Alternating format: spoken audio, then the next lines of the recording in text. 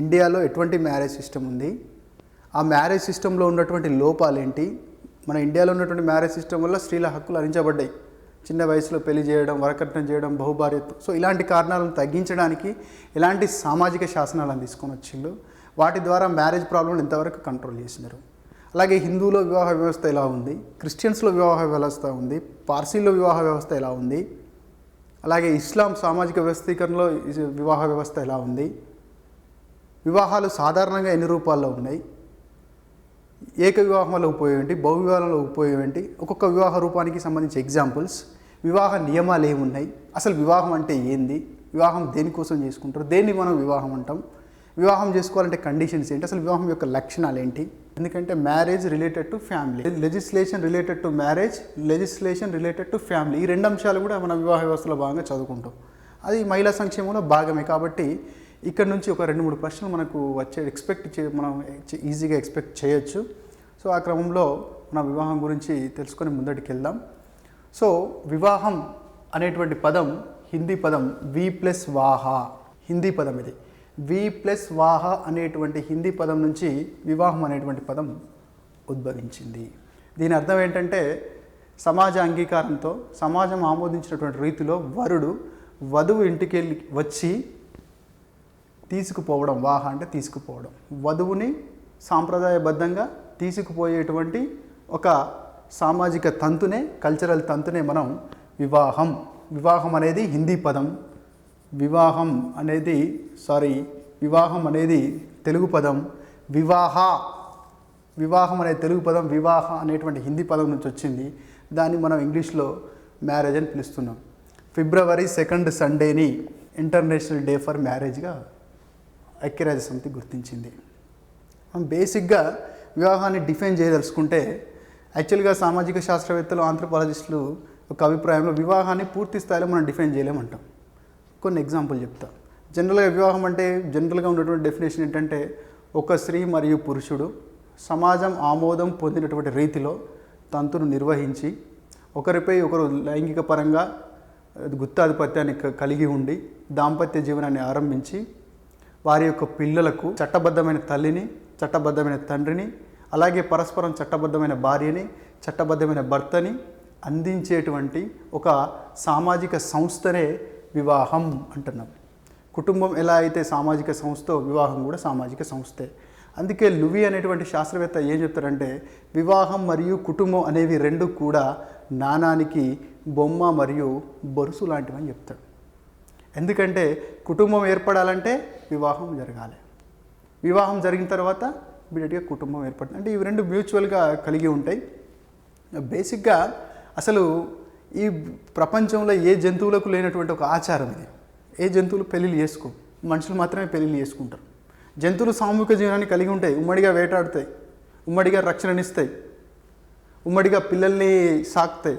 కానీ వివాహం అనేటువంటి లక్షణం మాత్రం కేవలం సామాజిక నిర్మాణంలో మనుషులు వారి యొక్క సామాజిక నిర్మాణంలో క్రమబద్ధమైన లైంగిక సంబంధాలు ఉండడం కోసం ఏర్పరచుకున్నటువంటి ఒక సామాజిక సంస్థ. అయితే వివాహం జరగడానికి వివాహాన్ని మనం డిఫైన్ చేయదలుచుకుంటే మనకు గిల్లిన్ అనేటువంటి శాస్త్రవేత్త చెప్పింది ఏంటంటే వివాహం అనున్నది కుటుంబాన్ని స్థాపించుటకు మరియు సంతానాన్ని పొందుటకు సమాజ అంగీకారంతో చేసేటువంటి ఏర్పరచుకునేటువంటి ఒక సామాజిక సంస్థనే వివాహం అని చెప్పేసి గిల్లిన్ అనేటువంటి శాస్త్రవేత్త చెప్తాడు. ప్రేమ, పిల్లలు మరియు ఆర్థికపరమైన అంశాలు అనేటువంటి 3 సూత్రాలతో కూడుకొని ఉన్నదే వివాహం. లవ్, ఇద్దరికి, వైఫ్ అండ్ హస్బెండ్కి. తర్వాత చిల్డ్రన్, ఉత్పత్తి, అంటే పిల్లల్ని ముందు తరాలకు అందించడం కోసం. అలాగే ఎకనామిక్ ఆస్పెక్ట్, ఈ 3 కలిపి మనం వివాహం అని ముల్లర్ అనేటువంటి శాస్త్రవేత్త చెప్పడం జరిగింది. సో మరి జంతువులకు లేనటువంటి అంటే మానవులు మాత్రమే ఇది ఎట్లా సాధ్యమైంది? కొన్ని సందర్భాల్లో అడిగిండు, ఈ క్రింది వానిలో వివాహం యొక్క పరిణామ క్రమాన్ని తెలపండి. లేకపోతే ఫర్ ఎగ్జాంపుల్ ఇట్లా ఇస్తాడు క్వశ్చన్, ఏ స్వైరత్వం, బి ఏక వివాహం, సి స్వైరత్వం, ఏక వివాహం, బహు వివాహం, డి బృంద వివాహం.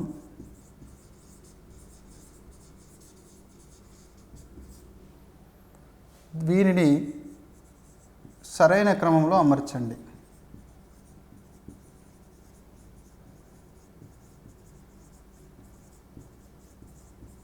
అమర్చాలనుకుంటే మనకి ముర్డాక్ అనేటువంటి శాస్త్రవేత్త ఏం చెప్తారంటే, ముందుగా భారతీయ సమాజంలో స్వైరత్వం ఉండే స్వైరత్వం అంటే జంతువుల్లాగా అవసరం ఉన్నప్పుడు మేటింగ్ జరపడం, తర్వాత వేరువేరుగా ఉండడం.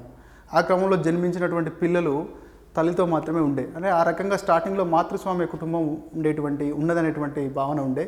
కానీ తర్వాత అంటే ఫుడ్ కోసం, లైవ్లీహుడ్ కోసం స్త్రీ శారీరకంగా పురుషుడితో పోల్చినప్పుడు బలహీనంగా ఉండి వేటాడలేదు కాబట్టి అప్పుడు పురుషుడి మీద డిపెండ్ అయింది. పురుషుడు తన యొక్క లైంగిక అవసరాల కోసం, తనకు పిల్లలు అంటే తనకు సంతానం కావాలనేటువంటి ఇన్స్టింక్ట్, పేరెంటల్ ఇన్స్టింక్ట్ ఉంటుంది కాబట్టి, సో మన అనేటువంటి ఫీలింగ్, బిలాంగింగ్నెస్ అనేది, తర్వాత సైకలాజికల్ అటాచ్మెంట్ అనేది ఉంటుంది కాబట్టి తనకు కూడా స్త్రీతో అవసరం ఏర్పడ్డది. సో అందువల్ల ఇద్దరు కలిసి ఒకే దగ్గర నివసించేటువంటి అవసరం ఏర్పడ్డది, అక్కడే కుటుంబం ఏర్పడ్డది అని చెప్పడం జరిగింది.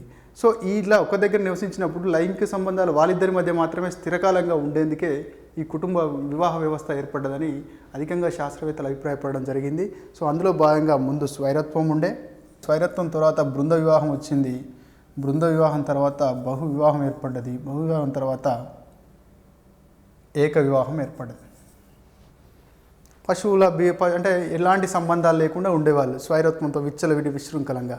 తర్వాత ఏమైంది, బృందాలుగా వివాహం చేసుకునేటువంటి వాళ్ళు. బృందాలు వివాహం చేసుకునే వాళ్ళు కాస్త అలా కాదు, కరెక్ట్ కాదని చెప్పేసి బహువివాహం చేసుకోవడం మొదలుపెట్టిళ్ళు. ఇక ఆధునిక కాలంలో బహువివాహం యొక్క అనర్థాలను అర్థం చేసుకొని ఏక వివాహానికి రావడం జరిగింది. సో ఇలా మనకి ముర్డాక్ అనేటువంటి శాస్త్రవేత్త కుటుంబ పరిణామ క్రమాన్ని మనకి తెలపడం జరిగింది. సో కొన్ని అబ్నార్మల్ కండిషన్స్, మనం వివాహం అనగానే స్త్రీ పురుషుల మధ్య జరుగుతుంది, దానికి సామాజిక అంగీకారం, సోషల్ అప్రూవల్ అని కంపల్సరీ.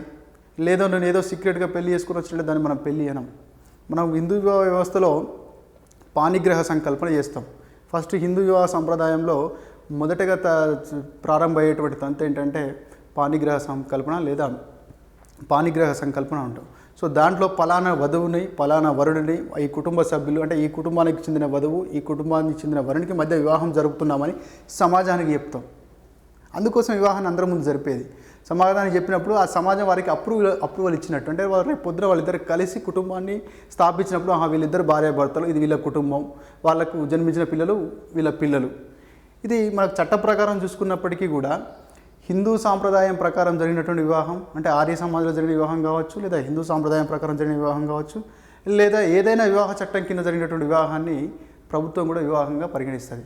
అలా కాకుండా ఇటు చట్ట ప్రకారం జరగకుండా, హిందూ సంస్కారాల ప్రకారం అంటే వారి మత సంస్కారాల ప్రకారం జరగకుండా ఏదో సీక్రెట్గా పెళ్లి చేసుకుంటే దాన్ని మనం వివాహం అంటే నువ్వు పెళ్లి చేసుకునే విషయం సమాజానికి తెలవాలి, అప్పుడే నీకు సామాజిక అంగీకారం వస్తుంది. అంటే నువ్వు పెళ్లి చేసుకునే విషయం సమాజం తెలవాలంటే సమాజం కొన్ని నియమాలు పెడుతుంది. ఏ నియమాలు పెడుతుంది? వయస్సు పరమైన నియమాలు, కులం పరమైనటువంటి నియమాలు, తర్వాత ఆస్తుల పరమైనటువంటి నియమాలు. సో కొన్ని నియమాలు, అది వివాహ నియమాలు అనేటువంటి కండిషన్లో మనం చూసుకుందాం. సో సమాజం ఏర్పరిచినటువంటి విధానంలో, పద్ధతులు, అంటే ఆయా సమాజాలు, ఆయా మత వర్గాలు ఏర్పరిచినటువంటి విధానంలో ఆయా మత సభ్యులు, ఆయా సమాజ సభ్యులు వివాహాన్ని జరిపినప్పుడు సోషల్ అప్రూవల్ వస్తుంది. సోషల్ అప్రూవల్ వివాహానికి వచ్చినప్పుడు వాళ్ళిద్దరి మధ్య లైంగికంగా గుత్తాధిపత్యం ఉంటుంది. అంటే వివాహాన్ని చేసుకోవడం అంటే లైంగిక అవసరాలు తీర్చుకోవడం కోసం, సమాజానికి ముందు తరాలకు సభ్యుల్ని అంటే సమాజ సభ్యుల్ని అందించడం కోసం.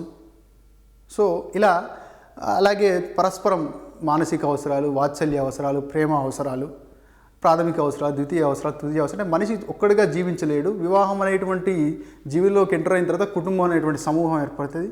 అందులో ఎవరి పాత్రను వాళ్ళు నిర్వహిస్తారు, తద్వారా సమాజం ముందడికి మనగలుగుతుంది. అయితే కొన్ని సందర్భాల్లో అబ్నార్మల్గా మనం చూసినట్టయితే పురుషులకు మధ్య వివాహం జరిగేటువంటి కొన్ని తెగలు ఉన్నాయి. సో అజెండాలో చూసినట్టయితే అజెండాలో తెగ నాయకుడిగా కావడానికి ముందు ఒక బాలుని వివాహం చేసుకోవాలి, అది వారి యొక్క సాంప్రదాయం.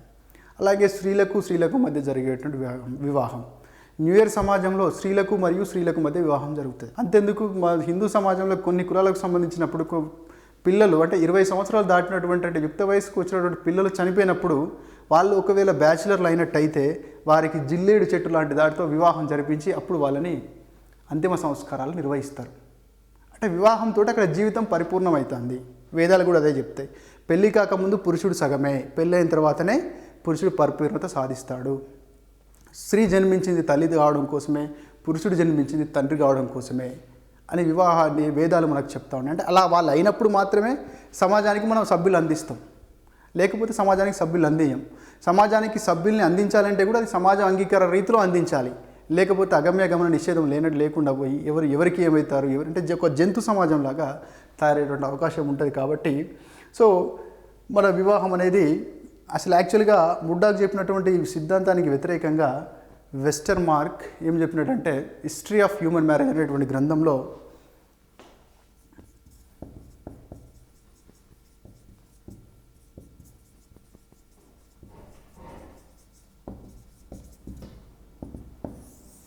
హిస్టరీ ఆఫ్ హ్యూమన్ మ్యారేజ్ అనేటువంటి గ్రంథంలో వెస్టర్ మార్క్ ఏక వివాహమే పురాతనమైనదని చెప్పినాడు. క్వశ్చన్ రావచ్చు, సరే ఏ వివాహం పురాతనమైందని. వెస్టర్ మార్క్ ప్రకారం ఏ వివాహం పురాతనమైంది, ఏ పుస్తకంలో చెప్పినాడు? వెస్టర్ మార్క్ అనేటువంటి శాస్త్రవేత్త ఏక వివాహమే పురాతనమైనటువంటి వివాహంగా చెప్పడం జరిగింది. ఈ వివాహం అనగానే మనకి కొన్ని లక్షణాలు మీకు పటపట గుర్తుకు రావాలి. ఇది ఒక ప్రాథమిక సామాజిక సంస్థ. వివాహం కుటుంబానికి దారితీస్తుంది, సమాజంలో లైంగిక సంబంధాలను రెగ్యులేట్ చేస్తుంది, సమాజానికి కుటుంబ సభ్యులను అందిస్తుంది. సో అలాగే సమాజం అంటే ముందు కొనసాగడానికి, అంటే ఈ తరం ఇంకో తరం లేదా సమాజం కంటిన్యూస్గా కొనసాగడానికి కుటుంబాలు ఏర్పడడానికి వివాహం అనేది ఖచ్చితంగా అవసరం. అలాగే వివాహం విశ్వవ్యాప్తమైంది, కేవలం ఒక భారతదేశంలో లేదు, శ్రీలంకలో లేదు, నేపాల్లో లేదు, ప్రపంచమంతా ఆయా రకాల వివాహాలు. ప్రతి తెగల్లో వివాహం ఉంది, ప్రతి వెనుకబడ్డ తెగల్లో ఉంది, అడ్వాన్స్ తెగల్లో ఉంది, అమెరికాలో ఉంది, రష్యా. కాకపోతే అక్కడి సాంప్రదాయాలు, అక్కడి మత విధానాల ప్రకారం ఖచ్చితంగా వివాహం అనేది జరుగుతుంది. వివాహానికి సమాజం యొక్క అంగీకారం కంపల్సరీ. సమాజం అంగీకారం కాకుండా నేను సీక్రెట్గా మ్యారేజ్ చేసుకుంటే దాన్ని మ్యారేజ్ అనం. సో ఇలాంటి లక్షణాలతో మనం వివాహం అనేది ఏర్పడుతుంది. సో తర్వాత మనం చూడాల్సినటువంటి అంశాలు, వివాహం ఎన్ని రూపాల్లో ఉంది ప్రపంచవ్యాప్తంగా, వివాహానికి సమాజ అంగీకారం పొందాలంటే సమాజం ఎలాంటి నియమాలను పెడతా ఉంది, అంటే మేనత్త బిడ్డను చేసుకునేటివి ప్రత్యేక అధికారం ఉండడం, మన కుల సభ్యులే పెళ్లి చేసుకోవాలనేటువంటి అంతర్వివాహ నియమాన్ని పెట్టడం, అందులో మళ్ళీ మన కుల సభ్యులనే పెళ్లి చేసుకునేటప్పుడు మన గోత్రానికి మన వంశానికి సంబంధించిన వారిని పెళ్లి చేసుకోవాలని చెప్పేసి మళ్ళీ గోత్ర బహిర్వివాహాన్ని, వంశ బహిర్వివాహాన్ని సజెస్ట్ చేయడం, మన గ్రామానికి సంబంధించకుండా బయటి గ్రామాన్ని, నాగాలో చూసినట్టయితే సొంత గ్రామానికి కాకుండా బయటి గ్రామానికి సంబంధించిన అమ్మాయిని వివాహం చేసుకుంటారు, సొంత గ్రామానికి సంబంధించిన అమ్మాయిని వివాహం చేసుకోరు. సో ఇలా మనకి కొన్ని అంశాలు ఉన్నాయి. ఈ వివాహ రూపాలు కూడా హిందువులు ఎలా ఉన్నాయి, క్రిస్టియన్లు ఎలా ఉన్నాయి అనేటువంటి పాయింట్ ఆఫ్ వ్యూలో మనం ముందుకు వెళ్ళాల్సి ఉంటుంది. ముందుగా జనరల్గా ప్రపంచవ్యాప్తంగా వివాహాలు ఎన్ని రూపాలు ఉన్నాయో మనం తెలుసుకుందాం. ఈ వివాహ రూపాల్ని మొట్టమొదటిసారిగా మలినోవ్స్కీ అనేటువంటి శాస్త్రవేత్త వివాహాల్ని 3 రకాలుగా వర్గీకరించిండు. అందులో ఒకటి ఏక వివాహము, రెండోది బహుభార్యత్వము, మూడోది బహుభర్తత్వము. మోనోగమి ఏక వివాహము, బహుభార్యత్వము పాలిగైని, బహుభర్తత్వము పాలి యాండ్రీ. సో ఈ 3 అంశాల్ని ముందుగా మొట్టమొదటిసారిగా మలినోవ్స్కీ వర్గీకరించిండు. దీన్నే ఫార్మ్స్ ఆఫ్ మ్యారేజ్ ఆర్ వివాహ రూపాలు అంటాం. మరి దేని ఆధారంగా వర్గీకరించిండు మలినోవ్స్కీ? దేని ఆధారంగా వర్గీకరించిండు? ఏ అనేటువంటి ఒక వ్యక్తి ఉన్నాడు, పెళ్లి చేసుకున్నాడు, భార్య చనిపోయింది, మళ్ళీ పెళ్లి చేసుకున్నాడు. ఆయన బహువివాహాన్ని పాటించినట్ట, ఏక వివాహాన్ని పాటించినట్ట? అంటే ఈయన చేసుకున్నటువంటి ఆధారం ఏంటంటే ఒక వ్యక్తి నిర్దిష్ట కాలంలో ఎంతమంది జీవిత భాగస్వాములను కలిగి ఉన్నాడు. ఒక వ్యక్తి నిర్దిష్ట కాలంలో ఎంతమంది జీవిత భాగస్వాములను కలిగి ఉన్నాడు. ఒకేసారి 2 భార్యలను కలిగి ఉన్నాడా? బహుభార్యత్వం. ఒకేసారి 2 భర్తలను కలిగి ఉన్నాడా? బహుభర్తత్వం. లేదు, ఒకేసారి ఒకటే భార్యను కలిగి ఉన్నాడా? ఏక వివాహం. ఆ భార్య చనిపోయింది, మళ్ళీ పెళ్లి చేసుకున్నాడు, అది కూడా ఏక వివాహమే. కాకపోతే దాంట్లో కొంచెం తేడాలు ఉంటాయి, అదేందో చూసుకోవాలి. ఒక్కొక్క వివాహ రూపానికి మరియు అందులో ఉన్న మెరిట్స్కి, డిమెరిట్స్, ఒక్కొక్క వివాహ రూపానికి సంబంధించిన ఎగ్జాంపుల్స్ మనం ముందుకు వెళ్ళాలి. దాంతోపాటుగా ప్రతి వివాహ రూపాన్ని డయాగ్రామెటికల్గా మనం అర్థం చేసుకోవాలి. సో అలాంటప్పుడు క్వశ్చన్ ఎలా ఇచ్చినా మనం ఆన్సర్ చేయగలుగుతాం. సో కాబట్టి మన వివాహ రూపాల్ని నెక్స్ట్ అధ్యయనం చేద్దాం. వివాహ రూపం అంటే ఫార్మ్స్ ఆఫ్ మ్యారేజ్ అయినా టైప్స్ ఆఫ్ మ్యారేజ్ అయినా తేడా లేదు, ఒకటే. ఒక నిర్దిష్ట కాలంలో ఎంతమంది జీవిత భాగస్వాములను కలిగి ఉన్నాడు అనేటువంటి అంశం ఆధారంగా ప్రపంచవ్యాప్తంగా మొట్టమొదటిసారి మలినోవ్స్కీ అనేటువంటి శాస్త్రవేత్త వివాహాలను ఇంతకుముందే చెప్పినట్టుగా ఏక వివాహము, బహుభార్యత్వము, బహుభర్తత్వంగా చెప్పడం జరిగింది. సో మనం జనరల్గా క్లాసిఫికేషన్ చూసుకున్నట్టయితే ఏక వివాహము, మోనోగమి, మోనో అంటే ఒకటి, గమి అంటే వివాహం, ఒక్కరిని వివాహం చేసుకోవడం ఏకకాలంలో.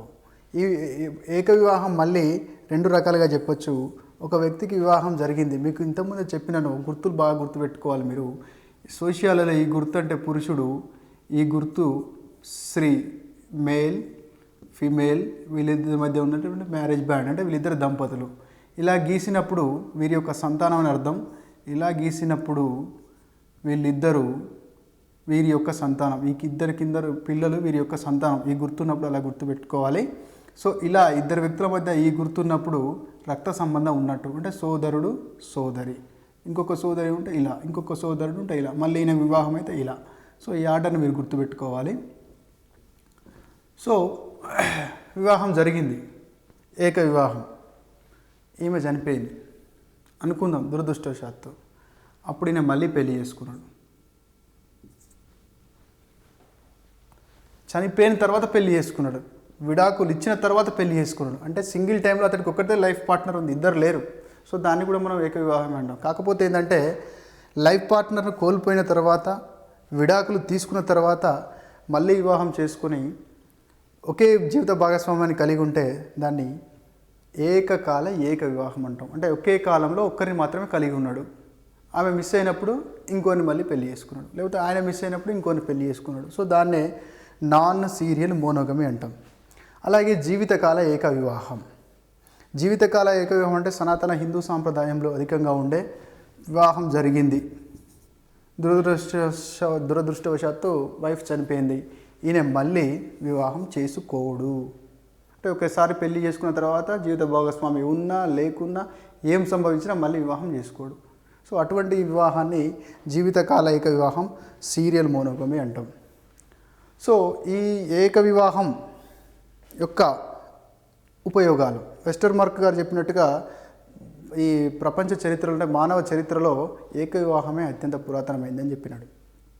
ఏక వివాహంలో స్త్రీ పురుషులకు సమానమైనటువంటి ప్రాధాన్యత ఇవ్వబడుతుంది. సంతానం సరైన మార్గంలో ముందడి తీసుకెళ్ళబడుతుంది.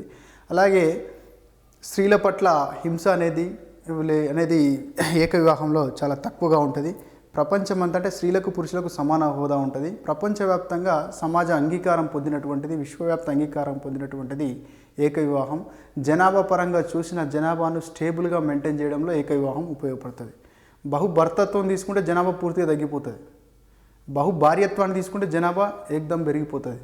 సో కానీ ఏక వివాహం మాత్రం మోడల్గా జనాభా ఒక టెంపోలో వెళ్ళడానికి ఉపయోగపడుతుంది.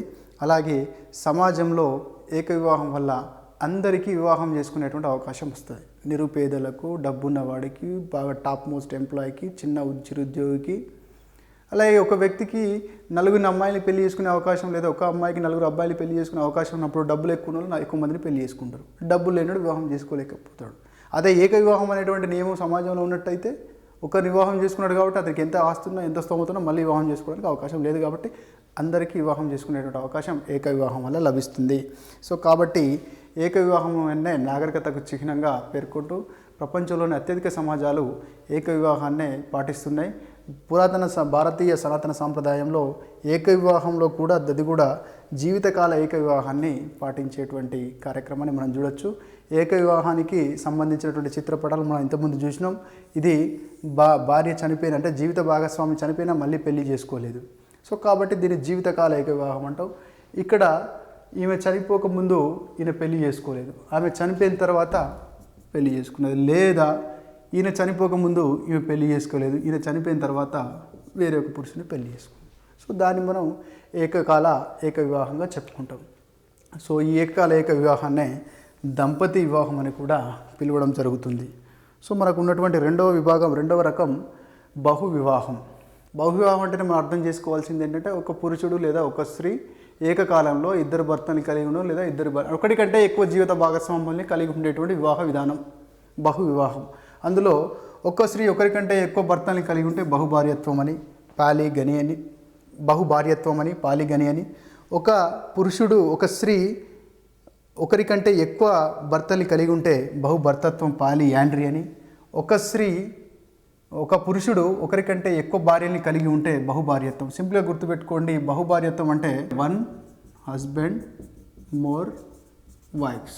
అలాగే బహుభర్తత్వం అంటే 1 వైఫ్ మోర్ హస్బెండ్స్. అనేక మంది భార్యలు, ఒకటి కంటే ఎక్కువ భార్యలు కలిగి ఉన్నట్టయితే దాన్ని బహుభార్యత్వ వివాహం అంటాం. ఒక స్త్రీ ఒకరికంటే ఎక్కువ భర్తల్ని ఏకకాలంలో కలిగి ఉన్నట్టయితే దాన్ని బహుభర్తత్వం అంటాం. మనం చిత్రపటంలో చూపించినట్టయితే పురుషుడు ఒక స్త్రీని వివాహం ఆడిండు, మళ్ళొక్క స్త్రీని వివాహం ఆడిండు. సో దీన్ని మనం బహుభార్యత్వంగా చెప్పుకుంటాం. సో అలాగే ఈ బహుభార్యత్వంలో కూడా ఇలా మనం పెట్టినప్పుడు అంటే ఈ పురుషుని యొక్క భార్యలు ఇద్దరు సోదరీమణులు, ఈ పురుషుని యొక్క భార్యలు ఇద్దరు వైఫ్ 1 వైఫ్ 2 ఇద్దరు కూడా సోదరీమణులు. ఇలాంటి సందర్భంలో ఇలాంటి వివాహాన్ని అంటే ఒక వ్యక్తి సొంత అక్క చెల్లెలను భార్యలుగా కలిగి ఉన్నట్టయితే అటువంటి వివాహ రూపాన్ని భగినీ బహుభార్యత్వము అంటాం. భగినీ బహుభార్యత్వము ఇంగ్లీష్లో సరోరల్ పాలిగని అంటాం. సరోరల్ పాలిగని అంటాం. అలాగే ఒకవేళ ఇదే పురుషుడు ఇద్దరు భార్యల్ని కలిగి ఉన్నాడు, బహుభార్యత్వాన్ని పాటిస్తున్నాడు, కానీ ఇతని యొక్క వైఫ్స్ మధ్యలో ఎలాంటి సోదర సంబంధం, రక్త సంబంధం లేదు. అలాంటప్పుడు అలాంటి బహుభార్యత్వాన్ని అభగినీ బహుభార్యత్వము, నాన్ సరోరల్ పాలిగని అంటాం. సో ఇక్కడ ఏంటంటే ముఖ్యమైన విషయము, భగినీ బహుభార్యత్వం ఎవరి దగ్గర పాటిస్తారు, అభగినీ బహుభార్యత్వం ఎవరు పాటిస్తారు, ఇది చాలా ఇంపార్టెంటు. భగినీ బహుభార్యత్వం అనేది సమాజంలో గోండులు, ముండాలు, ఇబల్స్లో, భారతీయ సమాజంలో గోండులు, ముండాలు, ఇబల్స్లో భగినీ బహుభార్యత్వం అవపడుతుంది. యజమాని ఉన్నాడు, పెద్ద కూతురికి పెళ్లి చేసినాడు, ఒక చిన్న పాప ఉంది. సో ప్రమాదవశాత్తు పెద్ద కూతురు చనిపోయింది. సో అప్పుడు కుటుంబం ఆగమైంది అనేటువంటి ఉద్దేశంతో పెళ్ళిడికి వచ్చినటువంటి అమ్మాయిని మళ్ళీ అదే అబ్బాయికి వివాహం చేసేటువంటి ఒక రకమైన అంటే దాంట్లో ఒక దృక్పథం అంటే కుటుంబాన్ని కాపాడాలనుకునే దృక్పథం, తన పెద్ద కూతురు మళ్ళీ సౌతి తల్లి వస్తున్నటువంటి దృక్పథం. సో ఇలాంటి కారణాల వల్ల భగినీ బహుభార్యత్వం అనేది చాలా సందర్భాల్లో మనకి అవపడుతుంది. సో ఇలా భగినీ భార్యత్వం అంటే అక్క చెల్లెళ్ళు అంటే మొదటి భార్య మరణించినప్పుడు ఈమె సోదరిని వివాహం చేసుకోవడాన్ని భార్య భగినీ న్యాయం అంటాం.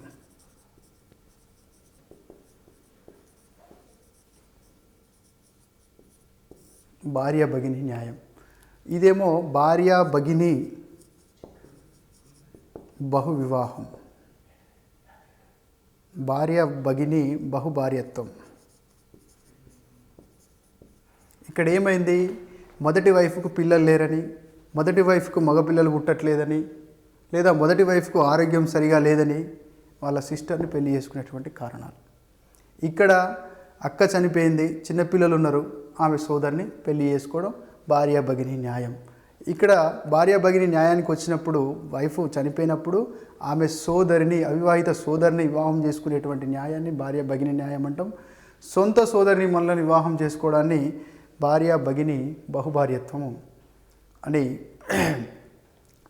పిలవడం జరుగుతుంది. ఇట్లాంటి భగినీ బహుభార్యత్వం ముఖ్యంగా గోండ్స్లో, ముండాస్లో, ఇబల్స్లో మనకు స్పష్టంగా గోచరిస్తుంది. చాలా సందర్భాల్లో సాధారణ సమాజాల్లో కూడా కనిపిస్తుంది. అభగినీ బహుభార్యత్వంలో ఈ వ్యక్తి ఒకరికంటే ఎక్కువ వైఫ్ 1 వైఫ్ 2 ఇద్దరిని కలిగి ఉన్నాడు, కానీ వీళ్ళ మధ్య ఎటువంటి సంబంధం లేదు. సో ఎందుకు ఇలా కలిగి ఉన్నాడు అంటే మొదటి భార్యకి సంతానం లేదని, మొదటి భార్యకు ఆరోగ్యం బాగాలేదని, సోషల్ ప్రెస్టేజ్ కోసం, రాజకీయ లబ్ధి కోసం. సో ఇలాంటి రకరకాల కారణాల వల్ల ఈ వ్యక్తి రెండవ భార్యనికి పెళ్లి చేసుకోవడానికి సిద్ధపడ్డాడు. ఆ రోజుల్లో సమాజం అంగీకరించింది. హిందూ వివాహ చట్టం రాకముందు అండ్ అభగినీ బహుభార్యత్వానికి నాగాలు, బైగాలు, ఉరళీలు. అలాగే బహువివాహంలో మరొక రూపం బహుభర్తత్వం. బహు అంటే ఎక్కువ, భర్తత్వం, పాలి అంటే ఎక్కువ, యాండ్రీ అంటే భర్తలు. సో ఎక్కువ మంది భర్తలు, ఏకకాలంలో ఒక స్త్రీ ఎక్కువ మంది భర్తల్ని కలిగి ఉండడం. దీన్ని మనం చిత్రపటం రూపంలో చూసినట్టయితే ఒక స్త్రీ ఏకకాలంలో husband 1, husband 2, husband 3 what ever ఎన్నైనా ఉండొచ్చు. అంటే మనకు ఒకటి కంటే ఎక్కువ ఉంటే చాలు, ఈ కండిషన్ అప్లై అవుతుంది. కాబట్టి ఒక స్త్రీ వైఫ్ ఏకకాలంలో హస్బెండ్ 1ని కలిగి ఉంది, అలాగే హస్బెండ్ 2ని కలిగి ఉంది. సో ఇలాంటి సందర్భంలో ఈ స్త్రీ వివాహం చేసుకున్నటువంటి భర్తలు అన్నదమ్ములైతే అలాంటి వివాహాన్ని సోదర బహుభర్తత్వము లేదా ఫ్యాటర్నల్ ప్యాలియండ్రీ అంటాం.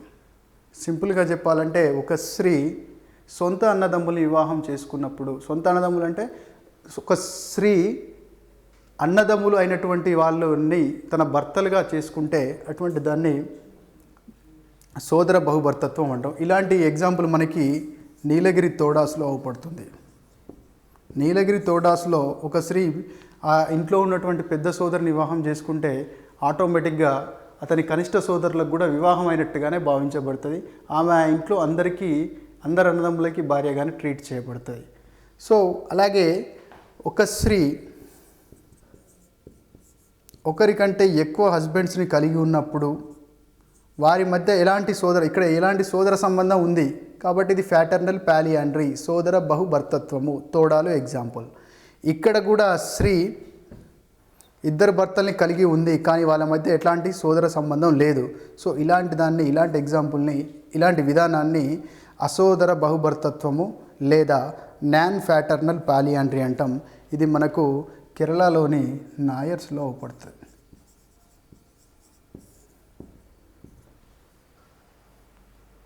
సో ఇవి బహుభార్యత్వానికి అంటే ఏంటి, బహుభార్యత్వానికి బహుభర్తత్వానికి ఎగ్జాంపుల్స్. సో అలాగే మగ సంతానం కావడం, సంతానం లేకపోవడం, అంతర్వివాహాన్ని చేసుకోవాలి, మన కుల సభ్యులే చేసుకోవాలి, ఇట్లాంటి కారణాల వల్ల ముఖ్యంగా భార్యత్వము అనేది ఎక్కువగా సమాజంలో అంటే కొన్ని తెగల్లో కనపడుతుంది. బహుభర్తత్వం హైలీ అబ్నార్మల్. ఇది మనకు ద్రౌపదిని ఎగ్జాంపుల్గా తీసుకోవచ్చు. ఏదో కొన్ని కారణాల వల్ల ద్రౌపది పాండవులందరికీ భార్యగా మారింది. పాండవులందరూ అన్నదమ్ములు కాబట్టి ద్రౌపది ఎగ్జాంపుల్ మనం ఏం చెప్పుకోవచ్చు, సోదర బహుభర్తత్వముగా మనం చెప్పుకోవచ్చు, అంటే ఫ్యాటర్నల్ పాలియాండ్రీగా చెప్పుకోవచ్చు. సో మనకి ఫ్యాటర్నల్ పాలియాండ్రీ అనేది నీలగిరి తోడాల్లో అవపడుతుంది. కారణం ఏంటంటే నీలగిరి తోడాలు అంటే బహుభర్తత్వాన్ని ఏమని పిలుస్తారంటే పేదరికంతో రాజీ పడి చేసుకునే పెళ్ళి.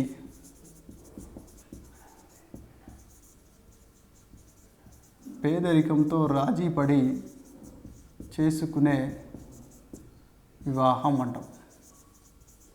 ఎందుకంటే గిరిజన తెగల్లో ఓలి అనేటువంటి సాంప్రదాయం ఉంటుంది. అంటే కుటుంబం ఆ స్త్రీని నష్టపోయినందుకు వరుడు ఆ కుటుంబానికి కొంత డబ్బును చెల్లించాలి. దాన్ని మనం ఓలి అంటాం. ఓలి చెల్లించలేనటువంటి వరుడు ఓలి చెల్లించలేని స్థితిలో ఉన్నప్పుడు ఆ కుటుంబం ఆ వరుణ్ణి కొన్ని రోజులు ఆ కుటుంబానికి సేవను అందించమని చెప్తుంది. కానీ కొన్ని తెగల్లో ఓలి చెల్లించినప్పుడు ఎలాంటి అవకాశం ఇవ్వకుండా అతనికి అంటే అమ్మాయిని ఇవ్వడానికి ముందుకు రారు. సో అలాంటి సందర్భంలో పేదరికంతో ఓలి చెల్లించి అంటే భార్యని పొందలేని సందర్భాల్లో అన్నదమ్ములందరూ కలిసి ఒకే భార్యని వివాహం చేసుకునేటువంటి వివాహమే తోడాలో కనపడుతుంది. అందుకే దాన్ని పేదరికంతో రాజీపడి చేసుకునే వివాహం అంటాం. సో ఇల్లున్నటువంటి అబ్నార్మాలిటీస్ ఏంటంటే బహుభార్యత్వం వల్ల ఏమవుతుంది, జనాభా అనేది విపరీతంగా పెరిగిపోతుంది. బహుభర్తత్వం వల్ల ఏమవుతుంది, ఒక స్త్రీ తన జీవితకాలంలో ఎంతమంది సంతానాన్ని పొందగలదో అంతమందినే పొందగలుగుతుంది. కాబట్టి 10 మంది భర్తలకు కూడా 2 లేదా 3 సంతానం మాత్రమే వచ్చేటట్టు అవకాశం ఉంటుంది. బహుభార్యత్వంలో ఖచ్చితంగా తల్లి ఎవరో తండ్రి ఎవరో చెప్పొచ్చు. కానీ బహుభర్తత్వంలో తండ్రిని నిర్ధారించడం కష్టమవుతుంది. ఒక స్త్రీకి తోడా స్త్రీకి 4 భర్తలు ఉన్నారు. సో ఆమె ఇప్పుడు గర్భాన్ని ధరించింది. ఆమె పుట్టబోయే బిడ్డకు తండ్రి ఎవరు? సో ఇలాంటి సందర్భంలోనే తోడాల్లో సామాజిక తండ్రి అనేటువంటి కాన్సెప్ట్ను అడాప్ట్ చేసుకుంటారు. సామాజిక తండ్రి.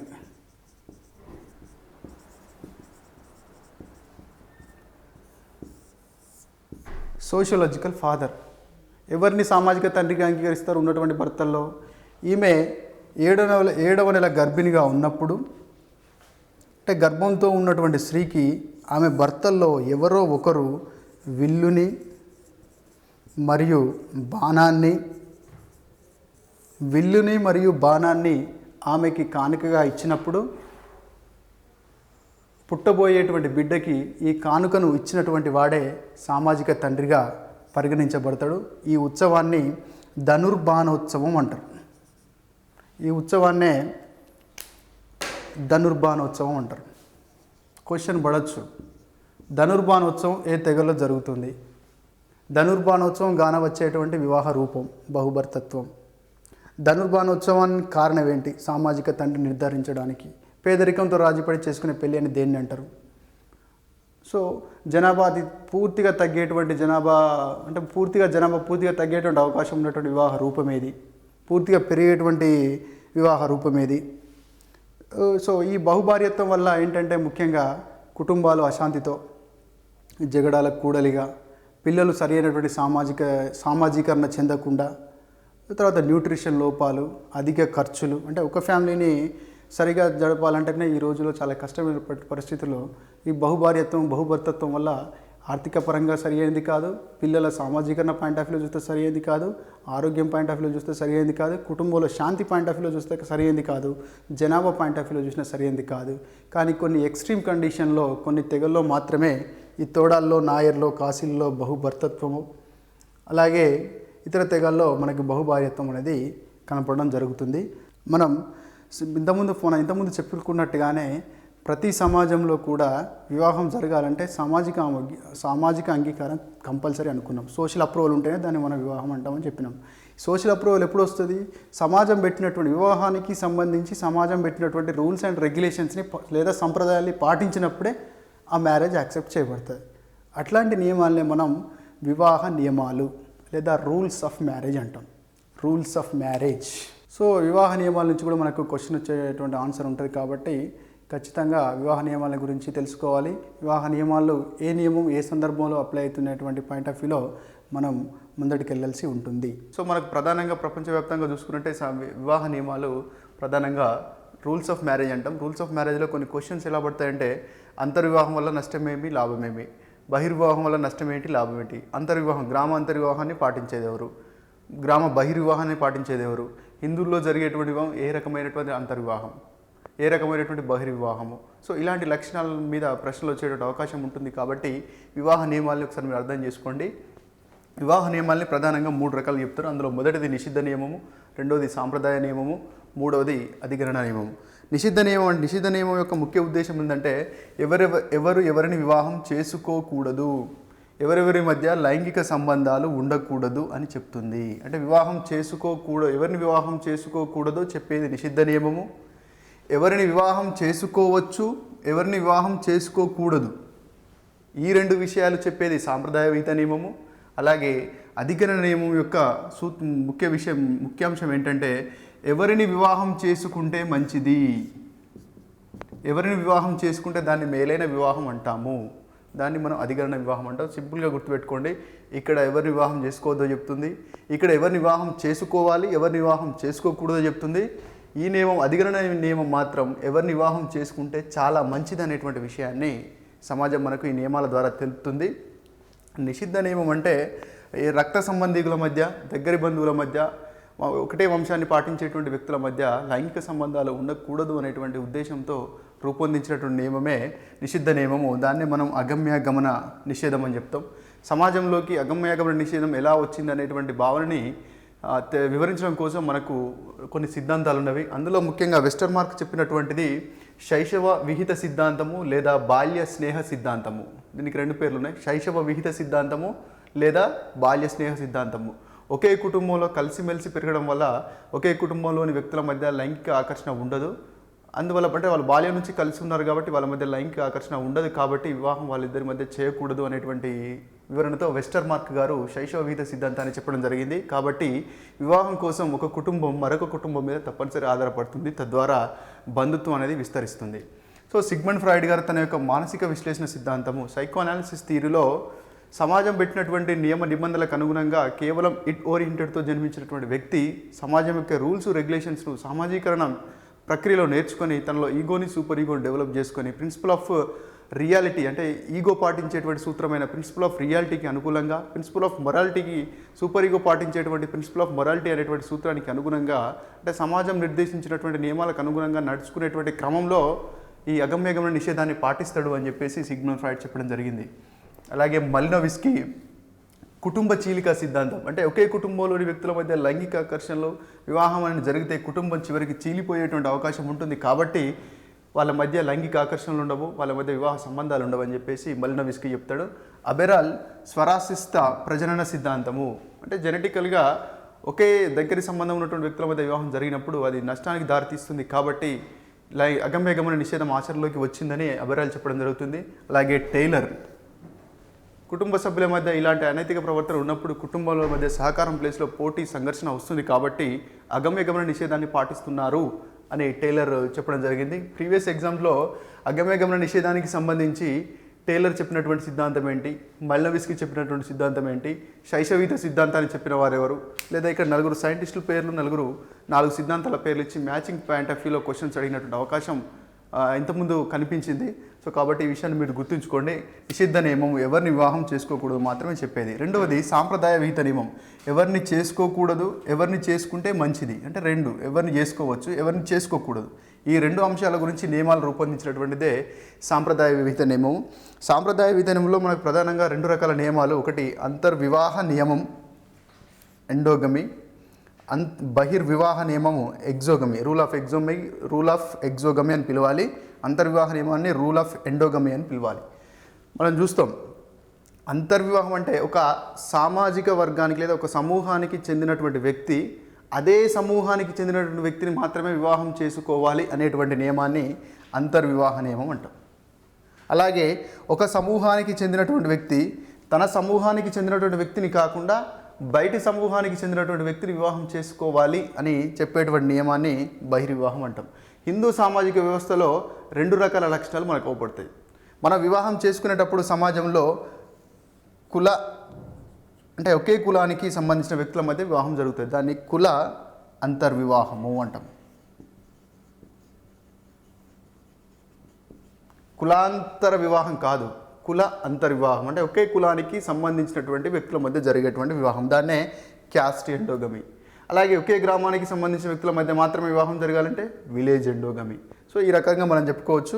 మన భారతదేశంలో ఎక్కువగా కూడా క్యాస్ట్ ఎండోగమి, ఒకే కులానికి సంబంధించిన వ్యక్తుల మధ్య వివాహం జరిగేటువంటి సాంప్రదాయాన్ని మనం చూస్తున్నాము. అలాగే ఎగ్జోగమి, హిందూ సామాజిక వ్యవస్థలో ఎగ్జోగమి లక్షణాన్ని కూడా మనం గమనించవచ్చు. బహిర్వివాహం, ఒకే ఎక్స్ అనే కులం సభ్యుల మధ్య వివాహం జరుగుతుంది, కానీ వారు ఆ కులంలో అందరిని వివాహం చేసుకోవడానికి అవకాశం లేదు. తన వంశానికి సంబంధించిన వారిని, తన గోత్రానికి సంబంధించిన వారిని, తన పిండానికి సంబంధించిన వారిని, తన ప్రవరకు సంబంధించిన వారిని మాత్రం వివాహం చేసుకోవాలి. సో ఇలా మనకి పిండ ఎగ్జోగమి, గోత్ర ఎగ్జోగమి, ప్రవర ఎగ్జోగమి మనకి కానవస్తుంది. వంశ ఎగ్జోగమి మనకి కానవస్తుంది. ప్రవర ఎగ్జోగమి ఎక్కువగా బ్రాహ్మణ్స్లో కనిపిస్తుంది. వంశ ఎగ్జోగమి, గోత్ర ఎగ్జోగమి అనేది ఇతర కులాల్లో మనకి కానవస్తుంది. సో ఏంటి అంతర్వివాహ నియమం వల్ల, బాహ్యవివాహ నియమం వల్ల లాభాలేంటి, నష్టాలేంటి, ఈ పాయింట్ ఆఫ్ వ్యూలో మనకి క్వశ్చన్స్ వచ్చేటువంటి అవకాశం ఉంటుంది. అంతర్వివాహం వల్ల ఏమవుతుందంటే జాతి స్వచ్ఛత అనేది కాపాడబడుతుంది, కులం అనేది ఇంకా దృఢంగా తయారవుతుంది. కులం అనేది ఇంకా అంతర్వివాహం వల్ల బాగా దృఢంగా తయారవుతుంది. బహిర్వివాహం వల్ల కులం అనేటువంటి భావన కొంచెం అంటే సామాజికంగా ముందరికి వెళ్ళకుండా అంతర్వివాహాలు కావడం వల్ల, అంటే 2 కులాల మధ్య వివాహాలు కావడం వల్ల కుల వ్యవస్థ అనేది బలహీనపడుతుంది. కానీ అంతర్వివాహం వల్ల, అంటే ఒకే కులంలో ఒకే సామాజిక వర్గానికి చెందిన వ్యక్తుల మధ్య వివాహం జరగడం వల్ల కుల వ్యవస్థ ఇంకా బలపడడం జరుగుతుంది. ఫర్ ఎగ్జాంపుల్ ఒక కులంలో స్కేర్సిటీ ఉందనుకుందాం, సెక్స్ రేషియో చాలా తక్కువ ఉందనుకుందాం. అప్పుడు ఏమవుతుంది, ఓలి లాంటి సాంప్రదాయం పెరుగుతుంది. ఒక కులంలో ఒక సామాజిక వర్గంలో ఆడపిల్లల సంఖ్య ఎక్కువ ఉందనుకుందాం, అప్పుడు ఏమైతుంది, వరకట్నం అనేది ఎక్కువ పెరుగుతుంది. సో ఇలాంటి సమస్యలు వీటి వల్ల రావడం జరుగుతుంది. అలాగే జీవిత భాగస్వామి ఎంపిక విషయంలో స్వేచ్ఛ తగ్గిపోతుంది. బహిర్వివాహం నియమం వల్ల ఉద్దేశం ఏంటి, బహిర్వివాహ నియమం పెట్టడం వల్ల ఏమవుతుంది, నువ్వు నీ వంశానికి సంబంధించిన వ్యక్తిని పెళ్లి చేసుకోకూడదు, వంశ బహిర్వివాహాన్ని పాటించాలి. నువ్వు నీ యొక్క గోత్రానికి సంబంధించిన వ్యక్తిని పెళ్లి చేసుకోకూడదు, గోత్ర బహిర్వివాహాన్ని పాటించాలి. ఎందుకంటే వంశము, గోత్రం అనేటువంటి కాన్సెప్ట్ ఏంటి, బంధుత్వ సమూహంలో ఒకే మూల పురుషుని నుంచి ఉద్భవించినటువంటి సమూహాన్నే మనం వంశం అంటాం. అలాగే అంటే మనకు ఖచ్చితంగా తెలిసినటువంటి మూల పురుషు నుంచి ఉద్భవించినటువంటి బంధు సమూహాన్ని మనం వంశం అంటాం. అలాగే ఒక ఊహించిన మూల పురుషు నుంచి ఉద్భవించినటువంటి బంధు సమూహాన్ని గోత్రం అంటాం. సింపుల్గా అర్థం చేసుకోవాలంటే వంశాల కలయికతో గోత్రాలు ఏర్పడతాయి, లేదా గోత్రాలే వంశాలుగా విడిపోతాయి. సో కాబట్టి మన గోత్రానికి సంబంధించిన వ్యక్తి అని తెలిసినప్పుడు అతను మనకు అంటే సోదర సంబంధం, సోదరి సంబంధం, తల్లి సంబంధం, కూతురు సంబంధం ఉంటుంది. కాబట్టి వాళ్ళ మధ్య వివాహం జరగకూడదని చెప్పేసి గోత్ర బహిర్వివాహము, వంశ బహిర్వివాహాన్ని కూడా హిందూ వ్యవస్థలో మనం పాటిస్తాము. బహిర్వివాహం వల్ల ఏంటంటే అగమ్య నిషేధాన్ని కూడా మనకు ఇండైరెక్ట్గా పాటించడానికి బహిర్వివాహం అంటే రక్త సంబంధం ఉన్నటువంటి వారి మధ్య వివాహాన్ని నిషేధించడానికి, అంటే దూరపు రక్త సంబంధం ఉన్న వారి మధ్య వివాహాన్ని నిషేధించడానికి బహిర్వివాహం మనకు ఉపయోగపడుతుంది. చివరిది 3వ నియమావళి అధిగణన నియమాలు.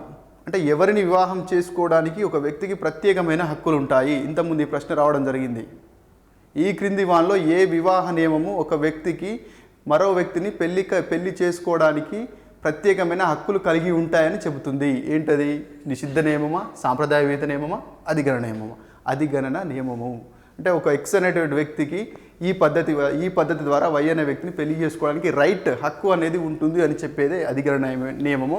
అందులో మనకి ప్రధానంగా 2 రకాలుగా చెప్పుకోవచ్చు. ఒకటి పిత్రీయ సంతతుల మధ్య జరిగేటువంటి వివాహాలు, 2 దేవర న్యాయము, 3 భార్య భగిని న్యాయము. పిత్రీయ సంతతి వివాహాలు అంటే ఒక తరం ముందు తరానికి సంబంధించినటువంటి పిల్లలైనటువంటి 2వ తరం వారి మధ్య జరిగేటువంటి వివాహాలు.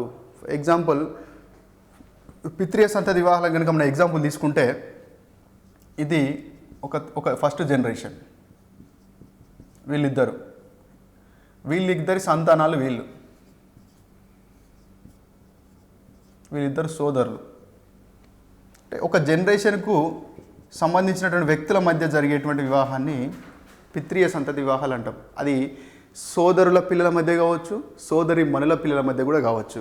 ఒకవేళ ఆ వివాహం కనుక 2 సోదరుల పిల్లల మధ్య జరిగితే లినియర్ కజిన్ మ్యారేజ్ అని, సోదరుడు సోదరి మణి పిల్లల మధ్య జరిగితే క్రాస్ కజిన్ మ్యారేజ్ అని పిలుస్తాం. ఈ క్రాస్ కజిన్ మ్యారేజెస్నే మన దగ్గర మేన వివాహాలు అని పిలుస్తాము. దీన్ని లినియర్ కజిన్ మ్యారేజ్ని సమాంతర పిత్రీయ సంతతి వివాహాలుగా పిలుస్తాం. కన్ఫ్యూజ్ కాకూడదు. సమాంతర పిత్రీయ సంతతి వివాహాలు 2 అక్క చెల్లెల పిల్లల మధ్య కానీ 2 అన్నదమ్ముల పిల్లల మధ్య కానీ జరిగేటువంటి వివాహాలు. క్రాస్ కజిన్ మ్యారేజెస్ సోదరి మరియు సోదరుని పిల్లల మధ్య జరిగేటువంటి వివాహాల్ని మన క్రాస్ కజిన్ మ్యారేజెస్ అంటాం. మన ఇండియాలో ఎక్కువగా మేనరిక వివాహాలు జరుగుతాయి. అరబ్ ప్రపంచంలో లినియర్ కజిన్ మ్యారేజెస్ జరిగేటువంటి అవకాశం లాంటి సాంప్రదాయం ఉంది. ఈ మేన వివాహాలను కూడా మళ్ళీ ఒకటి మాతృపార్శ్వ మేనరికం, 2 పితృపార్శ్వ మేనరికంగా చెప్పుకోవచ్చు. సో ఇలా ఈ నియమాల మీద మనకు ఎక్కువ క్వశ్చన్స్ ఎక్కడ పడతాయంటే అంతర్వివాహం మీద, బహిర్వివాహం మీద మనకు పడతాయి. గ్రామ బహిర్వివాహానికి ఎగ్జాంపుల్ ఏంటి? ముఖ్యంగా నాగాల్లో వాళ్ళ గ్రామానికి సంబంధించినటువంటి అమ్మాయిని వివాహం చేసుకోరు, బయటి గ్రామానికి సంబంధించిన అమ్మాయిని వివాహం చేసుకుంటారు. ఇంతకుముందు 2-3 సార్లు ఈ క్వశ్చన్ ఇవ్వబడింది. ఈ క్రింది ఏ తెగలో గ్రామ బహిర్వివాహం కానవస్తుంది? నాగాలు గుర్తుపెట్టుకోండి. నాగాలాండ్ ప్రాంతంలో ఉండేటువంటి నాగాల్లో గ్రామ బహిర్వివాహం జరుగుతుంది. అలాగే నాగాలు అధికంగా రాక్షస వివాహానికి ప్రాధాన్యతనిస్తారు. వాళ్ళకు స్టేట్మెంట్ ఇస్తారు, మేము మా శత్రువులను ఓడిస్తాము, వారి కుటుంబాలకు సంబంధించిన స్త్రీలను వివాహం చేసుకుంటాం. ఇది నాగాలకు సంబంధించిన స్టేట్మెంట్. సో ఇది వివాహ నియమావళి. హిందువులలో వివాహం అనేది అతి పవిత్రమైనటువంటి మతపరమైన మరియు సామాజిక పరమైనటువంటి కార్యక్రమం. ఇది వ్యక్తిగత విషయం కాదు. బాగా గుర్తుపెట్టుకోండి, హిందువులలో వివాహం అనేది వ్యక్తిగతమైనటువంటి విషయం కాదు. వ్యక్తికి సమాజం నిర్దేశించినటువంటి లక్ష్యాలను పూర్తి చేసుకోవడానికి వివాహం అనేది ఏర్పడింది. వేదిక సాహిత్యంలో మనకు చెప్తారు, పురుషుడు తండ్రి కావడం కోసమే జన్మించినాడు, స్త్రీ తల్లి కావడం కోసమే జన్మించినది.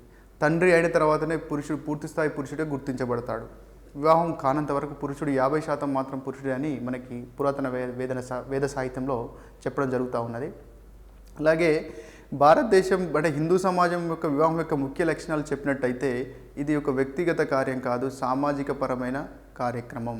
హిందూ వివాహం దేనికోసం ఏర్పడింది, హిందూ వివాహం యొక్క ముఖ్య లక్షణాలు ఏంటి అనేటువంటి పాయింట్ ఆఫ్ వ్యూలో కపాడే గారు marriage and family system in India అనేటువంటి గ్రంథంలో హిందూ వివాహానికి సంబంధించి 3 లక్షణాలని మనకు ప్రధానంగా చెప్పడం జరిగింది. మొదటి లక్ష్యం ఏంటంటే ధర్మం, 2వ లక్ష్యం ప్రజ, 3వ లక్ష్యము ప్లెజర్ లేదా కామం.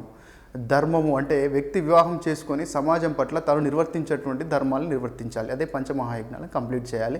సమాజానికి ముందు తరాలను అందించడం కోసం 2వ లక్ష్యమైనటువంటి ప్రజ అంటే ఉత్పత్తి, సంతానాన్ని ఉత్పత్తి చేసి ముందు తరాలకు అందించాలి. 3వది కామం, వ్యక్తి తన జీవితాంతం కూడా తనకు అవసరమైనటువంటి అవసరాలని ధర్మాచరణతో కూడినటువంటి అంటే నియమబద్ధమైన జీవిత విధానంతో కూడినటువంటి మార్గంలోనే కంప్లీట్ చేసుకోవాలి. కాబట్టి ఇక్కడ మనం గమనించినట్టయితే ఈ 3 లక్ష్యాల్లో అత్యున్నతమైన హిందూ వివాహ లక్ష్యాలు అంటారు వీటిని, 3టిని.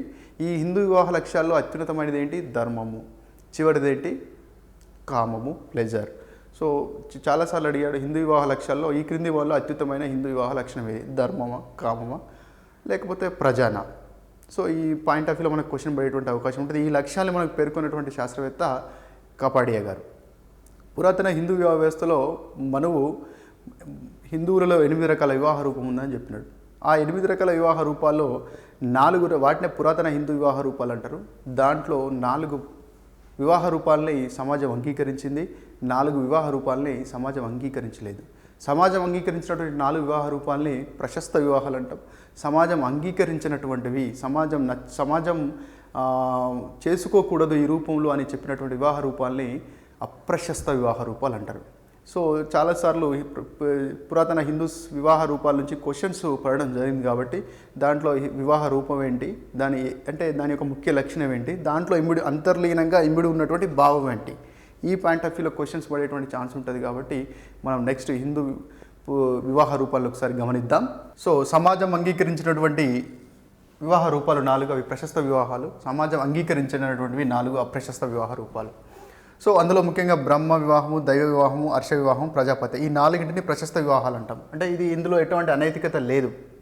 కారణం ఏంటంటే బ్రహ్మ వివాహం అనేటువంటి రూపంలో పెళ్లి కూతురు తండ్రి ఒక స్కాలర్ని, మంచి గుణం ఉన్నటువంటి వాడికి, ఒక విద్యావంతుడికి తన కూతుర్ని ఇచ్చి వివాహం చేసినప్పుడు అట్లాంటి వివాహాన్ని బ్రహ్మ వివాహం అంటాం.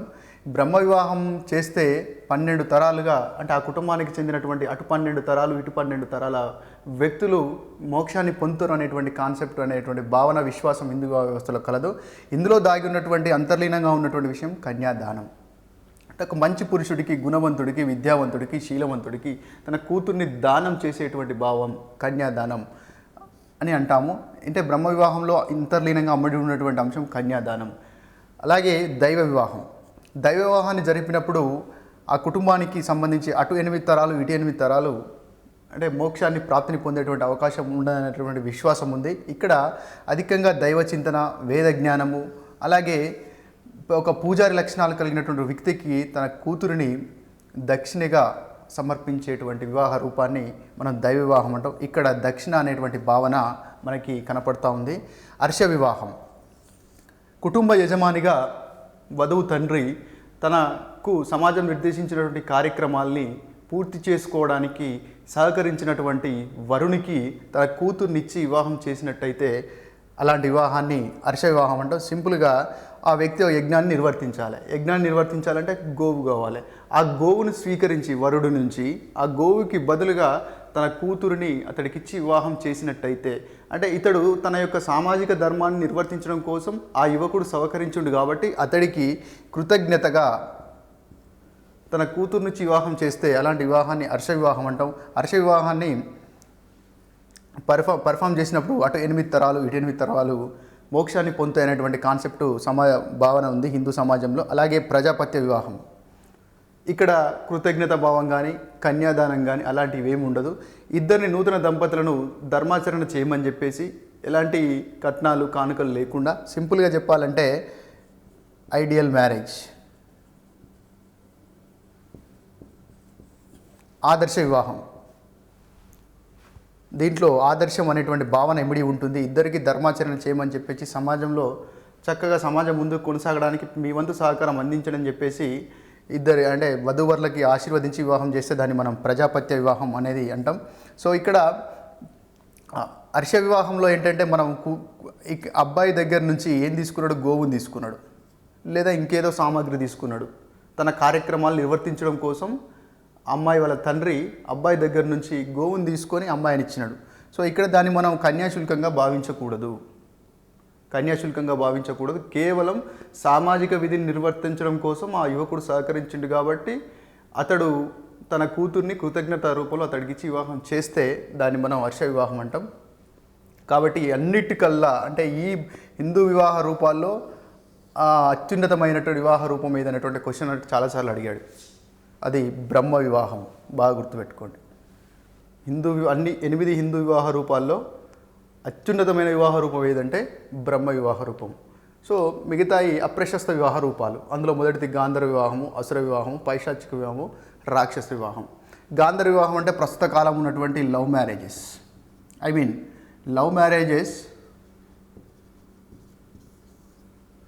ఇక్కడ బ్రహ్మ వివాహంలో తండ్రి ఇన్వాల్వ్ అయినాడు.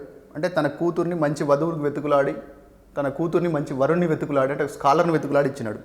ఇక్కడ దైవ చింతనలో కూడా, దైవ వివాహంలో కూడా పెళ్లి కూతురు తండ్రి మంచి పూజారిని, దైవ చింతన ఉన్నటువంటి యువకుని వెతుకులాడి అతనికి తన కూతుర్ని ఇచ్చినాడు. హర్ష వివాహంలో తను సహాయం పొందినందుకు కృతజ్ఞతగా తన కూతుర్ని ఇచ్చినాడు.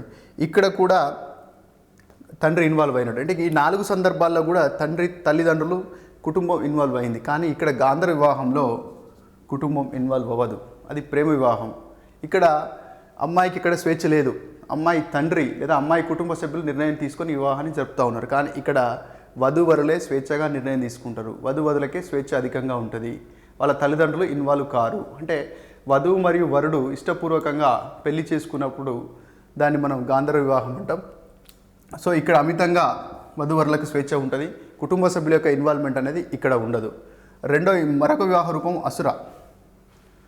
వివాహం చేసుకోవడానికి అంటే వధువు యొక్క తల్లిదండ్రులకు కొంత పైకాన్ని చెల్లించి వివాహం చేసుకున్నట్టయితే, లేదా పెళ్లి కొడుకు నుంచి కొంత మొత్తాన్ని ధనాన్ని స్వీకరించి తన కుమార్తెనిచ్చి వివాహం చేసినట్టయితే అలాంటి వివాహ రూపాన్ని అసుర వివాహం అంటూ ఇక్కడ కన్యాశుల్కం అనేటువంటి భావన క్లియర్గా అవపడతా ఉంది. కన్యాశుల్కం అనేటువంటి భావన అసుర వివాహంలో క్లియర్గా మనకు కనపడతా ఉంది. సో ఇక్కడ కూడా పెళ్లి కూతురు యొక్క ఒపీనియన్కి, పెళ్లి కూతురికి స్వేచ్ఛ లేకుండా పెళ్లి కూతురు యొక్క తల్లిదండ్రులు కన్యాశుల్కానికి ఆశపడి చేసేటువంటి వివాహమే. కాబట్టి ఇక్కడ పెళ్లి కూతురుకు స్వేచ్ఛ అనేది లేకుండా ఉంటుంది, దాన్ని మనం గమనించవచ్చు. మూడవది పైశాచిక వివాహం.